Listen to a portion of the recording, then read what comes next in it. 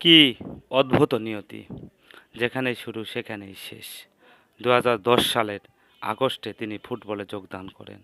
যুক্তরাষ্ট্রের বিপক্ষে ম্যাচ খেলে তিনি একটি গোল করেন। সেই ম্যাচেই তিনি অভিষেক হন। ব্রাজিলের জার্সিতে তিনি একের পর এক ৮০টি গোল করেন। আর এই ৮০টি গোল করে তিনি হয়েছিলেন সর্বোচ্চ গোলদাতা। মেটলাইফের মাঠে সেই নেইমারের পথ চলা থেমে গেল। ম্যাচ শেষে তিনি এমনটাই জানান।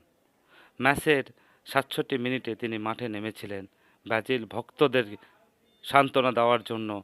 তিনি একটি প্লান্টিকে গোল করেন। আর এই প্লান্টিকের গোল থেকেই ব্রাজিল ভক্তরা কিছু না কিছু সান্ত্বনা পেয়েছিল। আর বিশ্বকাপে পরপর কোয়ার্টার ফাইনালে না ওঠা ব্রাজিলদের জন্য ছিল একটা চরম হতাশার ব্যাপার। শেষ পর্যায়ে তারা মাঠ থেকে বিদায় নিল, আর নেইমার বিদায় নিল বিশ্বকাপ থেকে। তো নেইমারের পথ চলার শেষ প্রান্তে কি আর বলার যায়? নেইমার ছিল বিশ্বমানের একজন খেলোয়াড়। তার খেলার ধরন, তার চলা, তার কারকুটি তা অসাধারণ। নেইমারের চলে যাওয়া বুক